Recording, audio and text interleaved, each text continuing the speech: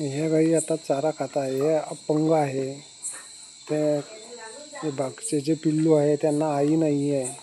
रोज संध्याकाळी असा हिरवा चारा आणावा लागतो.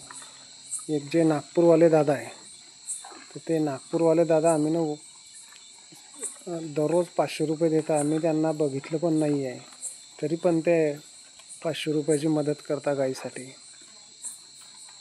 दररोज 500 रुपये मदत. आता हे जे गाय आणली होती आम्ही ना वरणगाव होती इथून, हिचा पाय बघा, तुटलेला पाय आहे. डॉक्टर पण येत नाही वेळेवर. तर आम्ही घरच्या घरी औषध वापरून घेतो आहे. स्प्रे तिची खूप मेहनत घ्यावी लागते.